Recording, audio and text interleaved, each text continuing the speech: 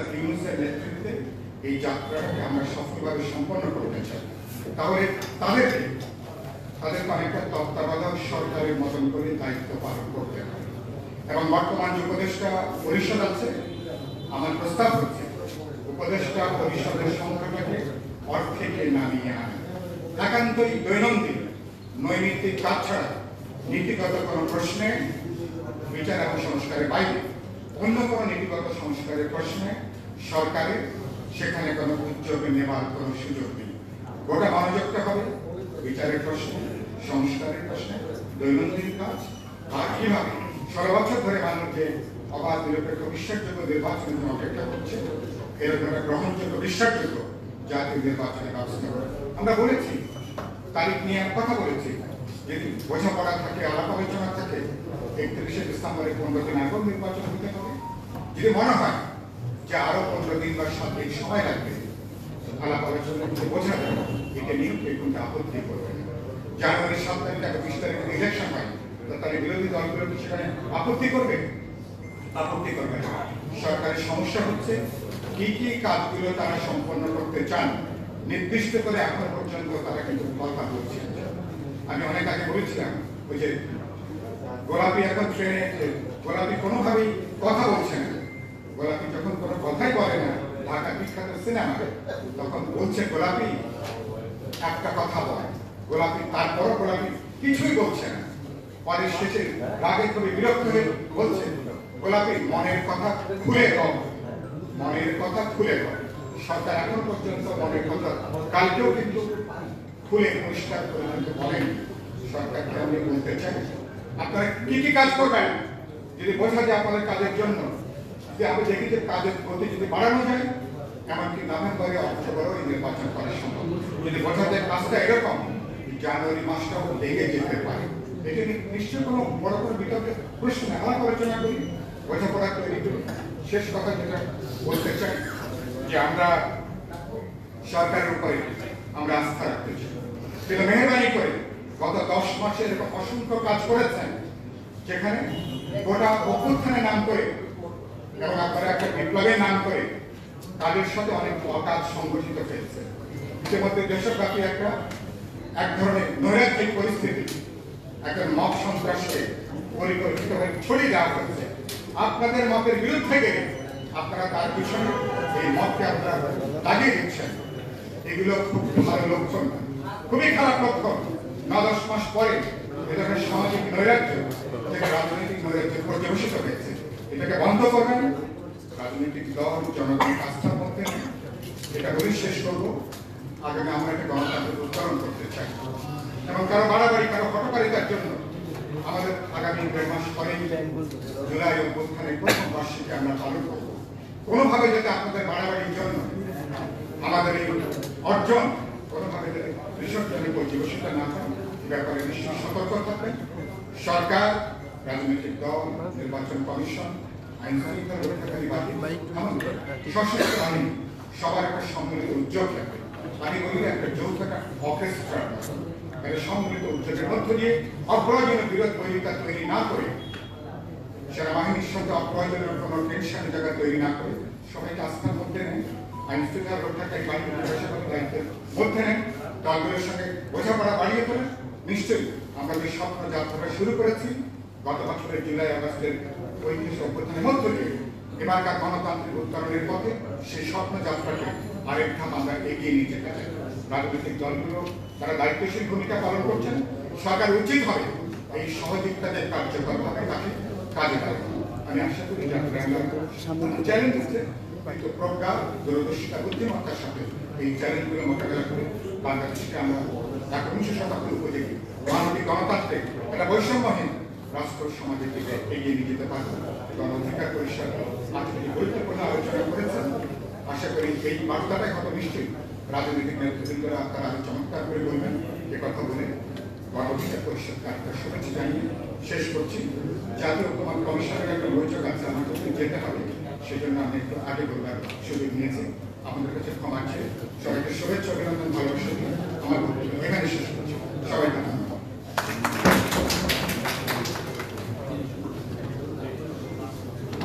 অসংখ্য ধন্যবাদ। উপলক্ষে গুরুত্বপূর্ণ মতামত প্রদানের জন্য। সম্মানিত সুধী, এই পর্যায়ে বক্তব্য রাখার জন্য আহ্বান জানাচ্ছি জনাব গোলাম মহিউদ্দিন, মহাসচিব জমিয়তে উলামা ইসলাম বাংলাদেশ। এই পর্যায়ে বক্তব্য রাখবেন জনাব গোলাম মহিউদ্দিন।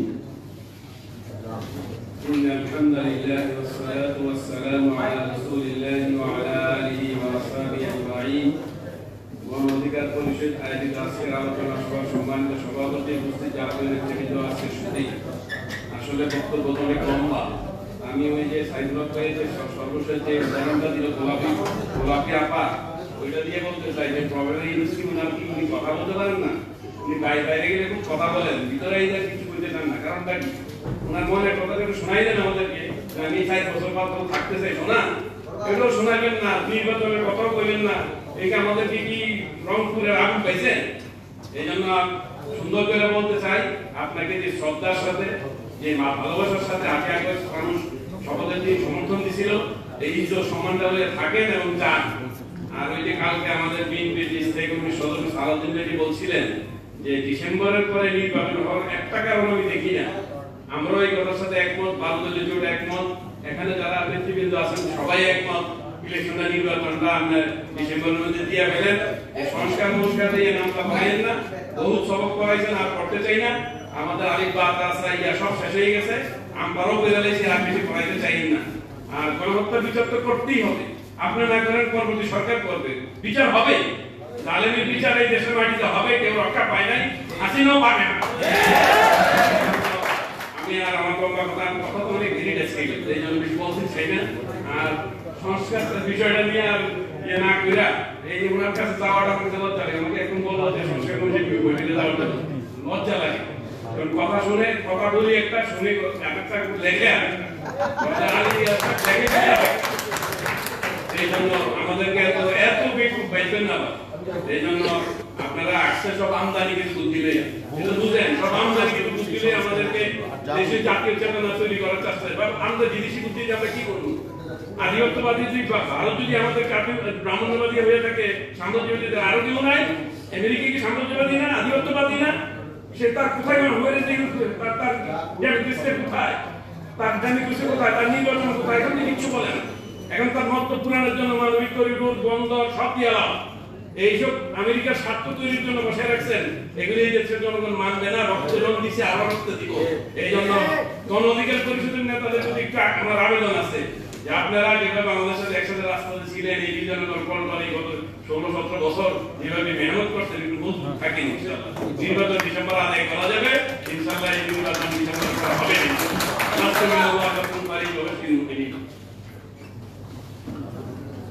ধন্যবাদ জনাব গোলাম মহিউদ্দিনকে। সম্মানিত সুধী, বিচার, সমস্যা এবং নির্বাচনী সংক্রান্ত আজকে এই আলোচনা সভায় সভাপতিত্ব করছেন জনাব নুরুল হক নূর, সংগ্রামী সভাপতি, গণ অধিকার পরিষদ। এখানে উপস্থিত রয়েছেন বিভিন্ন রাজনৈতিক দলের শীর্ষ নেতৃবৃন্দ, উপস্থিত গণ অধিকার পরিষদের বিভিন্ন পর্যায়ে নেতৃবর্গ, সাংবাদিক বন্ধুগণ, সকলকে আবারও সালাম এবং শুভেচ্ছা। এই পর্যায়ে বক্তব্য রাখার জন্য আহ্বান জানাচ্ছি জনাব অ্যাডভোকেট জাহাঙ্গীর হোসেন, যুগ্ম মহাসচিব, খেলাফত মজলিস। এই পর্যায়ে বক্তব্য রাখবেন জনাব অ্যাডভোকেট জাহাঙ্গীর হোসেন। আসসালামু আলাইকুম। বিচার, সংস্কার ও নির্বাচনের রোডম্যাপ শীর্ষক আলোচনা সভার সভাপতি, গণ অধিকার পরিষদের সভাপতি জনাব নুরুল হক নূর,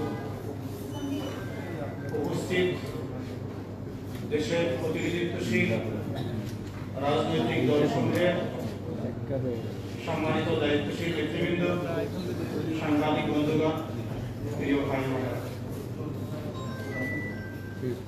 বিচার, সংস্কার, নির্বাচন বাংলাদেশের ইতিহাসে বর্তমান সময়ে সবচেয়ে আলোচিত একটি বিষয়।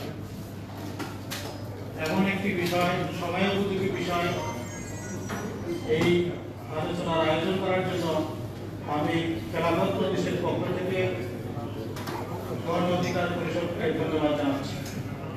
সাথে সাথে উপস্থিত সকলের প্রতি কৃতজ্ঞতা প্রকাশ করে সংক্ষিপ্তভাবে বলতে চাই,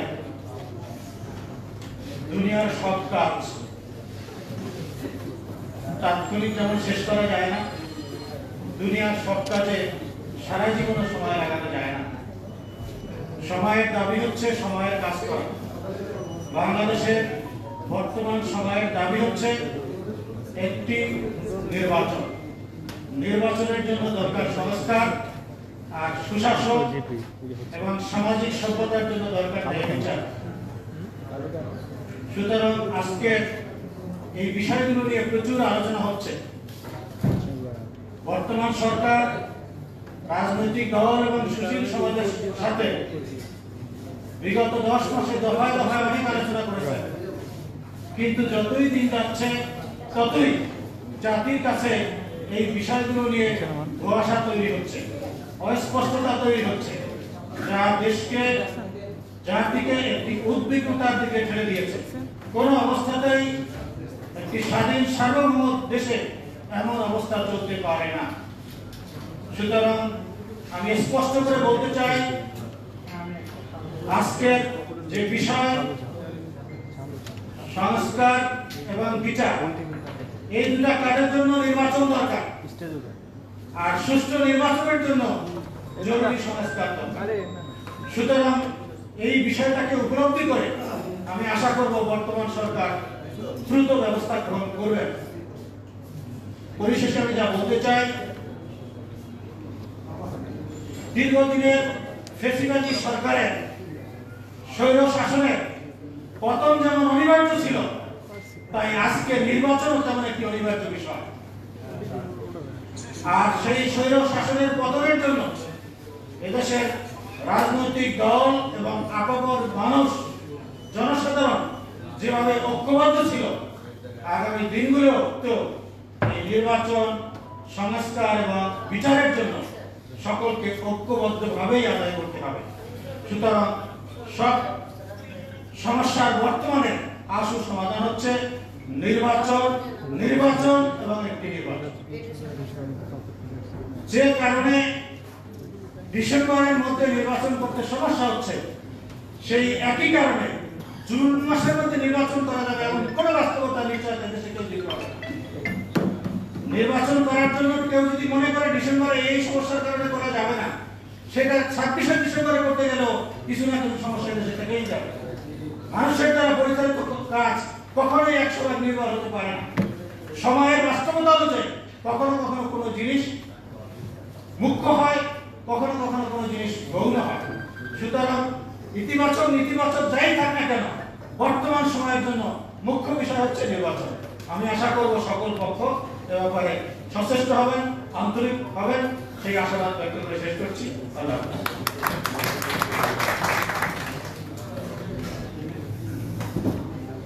ধন্যবাদ জনাব অ্যাডভোকেট জাহাঙ্গীর হোসেনকে। এর পর্যায়ে বক্তব্য রাখার জন্য আহ্বান জানাচ্ছি জনাব শেখ রফিকুল ইসলাম বাবলু, চেয়ারম্যান ভাসানী অনুসারী পার্টি বা পরিষদ, বীর মুক্তিযোদ্ধা শেখ রফিকুল ইসলাম বাবলু।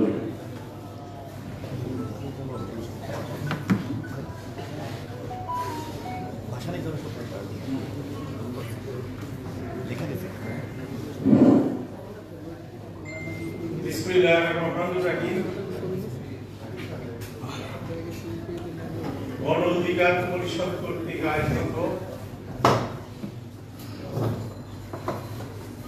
খুবই একটি গুরুত্বপূর্ণ সাবজেক্ট, গণহত্যার বিচার, সংস্কারের পথনকশা, রোডম্যাপ এবং নির্বাচন। 16 বছর দীর্ঘ লড়াই সংগ্রামের পর এরকম একটি সাবজেক্ট নিয়ে রাজপথে লড়াইয়ের পর, মহান গণ অভ্যুত্থানে জয়লাভ করার পর এরকম একটি সাবজেক্ট নিয়ে আজকে জাতির সামনে হাজির হয়েছে সেই গণ অধিকার পরিষদের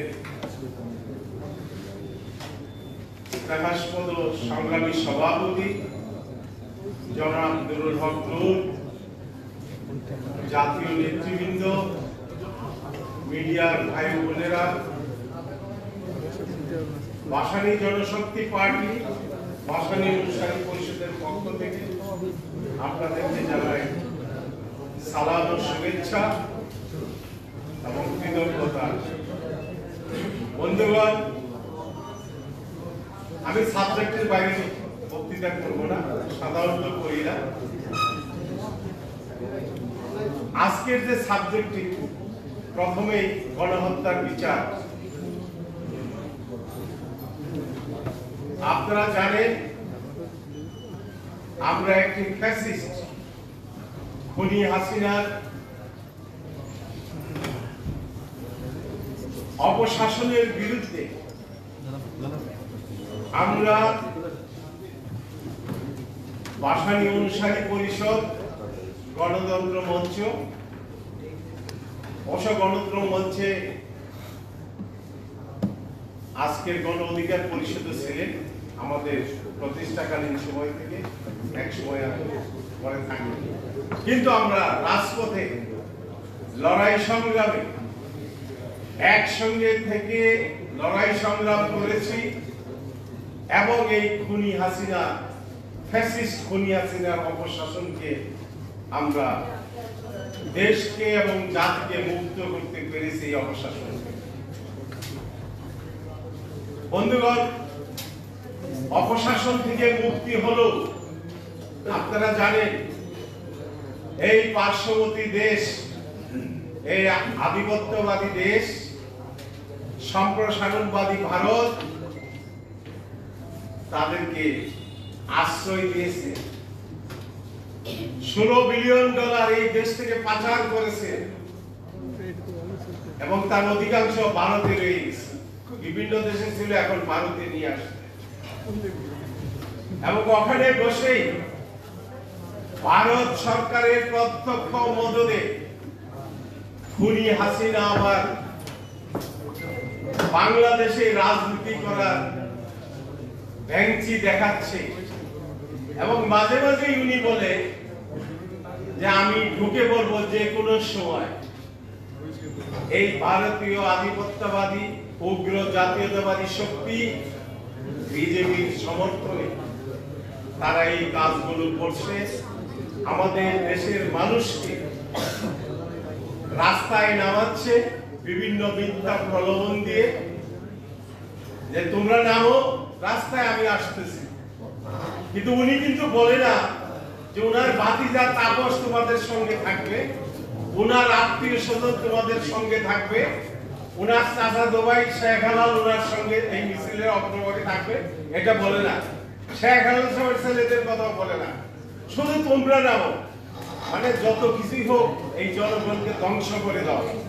বাপের বিচারের নামে যা করেছে, আবার এই দেশের জনগণকে ধ্বংস করার জন্য ওই ভারতে বসে আবার এই দেশের ক্ষমতায় থাকার দুঃস্বপ্ন তারা দেখছে। তাদের কোনো বিচার হচ্ছে না। শেখ পরিবারে এমন কোন লোক অ্যারেস্ট হয়েছে আপনারা বলতে পারবেন? কেউ হয়নি। এবং এখানেও অনেক ঘটনা আছে, কেন হচ্ছে না?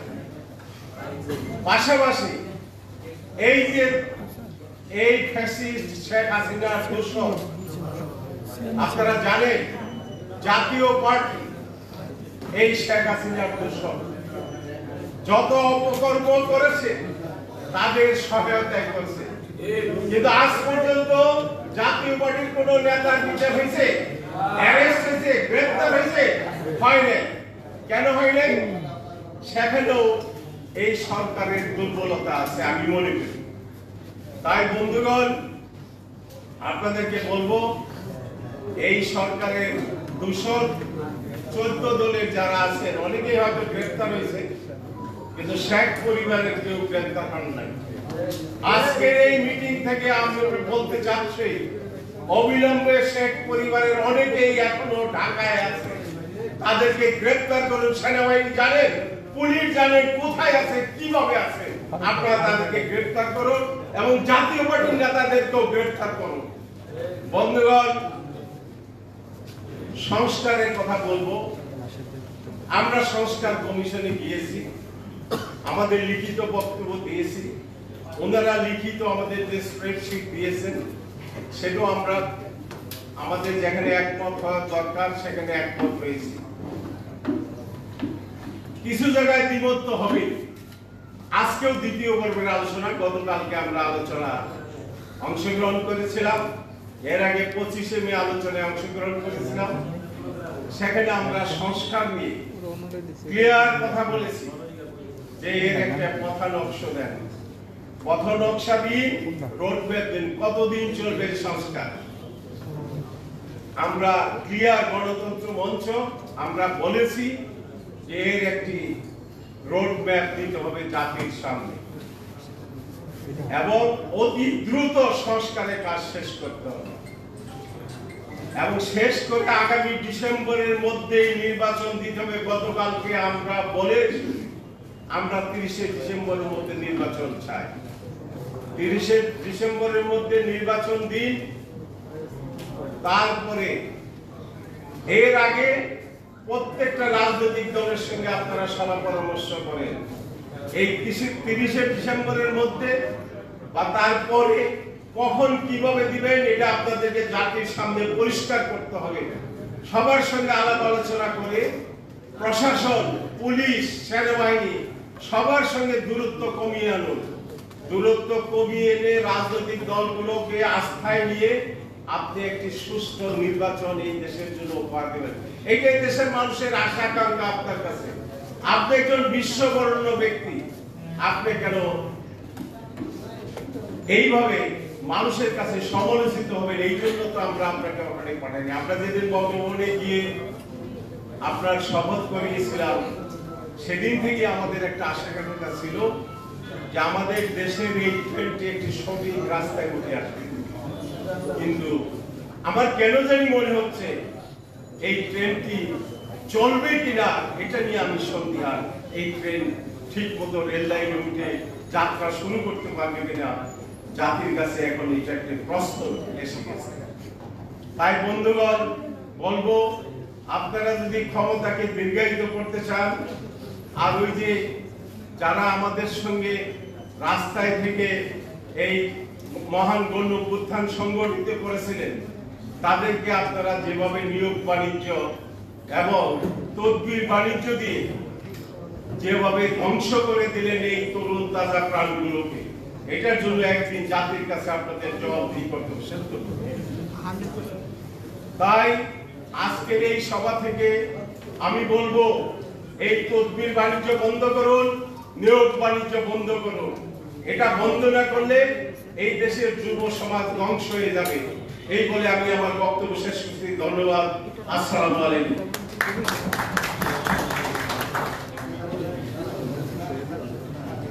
ধন্যবাদ জনাব বীর মুক্তিযোদ্ধা শেখ রফিকুল ইসলাম বাবলু ভাইকে ওনার গুরুত্বপূর্ণ মতামত প্রদানের জন্য।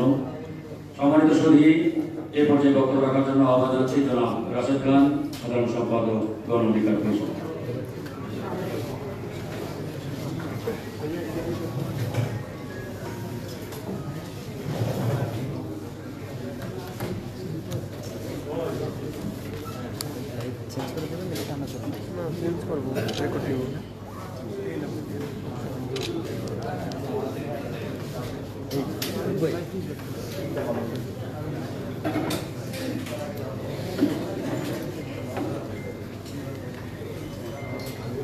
আসসালামু আলাইকুম।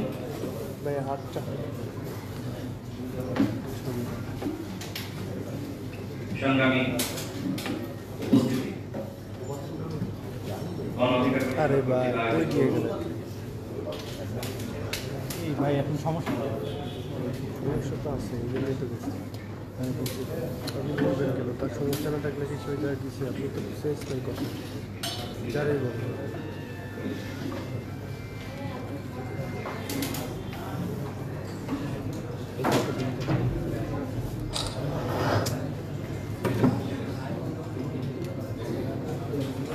গণ অধিকার পরিষদ কর্তৃক আয়োজিত আজকের এই আলোচনা সভা, সভাপতি, উপস্থিত জাতীয় নেতৃবৃন্দ, বক্তব্য রেখেছেন। আজকে একই সাথে অনেকগুলো প্রোগ্রাম চলছে, যে কারণে অনেকে বক্তব্য রেখে চলে গিয়েছেন এবং আরো অনেকে তারা রয়েছে। আমরা প্রোগ্রামটি যত দ্রুত সম্ভব শেষ করবো। আমাদের মাঝে উপস্থিত হবেন বিএনপির জাতীয় স্থায়ী কমিটির সদস্য জনাব সালাউদ্দিন আহমেদ। আজকের এই আলোচনার বিষয়বস্তু গণহত্যার বিচার, সংস্কার এবং নির্বাচনের রোডম্যাপ। ইতিমধ্যে বক্তারা বক্তব্য রেখেছেন। সরকারের হানিমুন পিরিয়ড শেষে 10 মাস চলছে, কিন্তু এখনো পর্যন্ত এই সরকার নির্বাচনের কোন রোডম্যাপ প্রকাশ করতে পারেনি। এটি নিয়ে আমাদের মধ্যে আক্ষেপ আছে, ক্ষোভ আছে, হতাশা আছে। তারপরে আমরা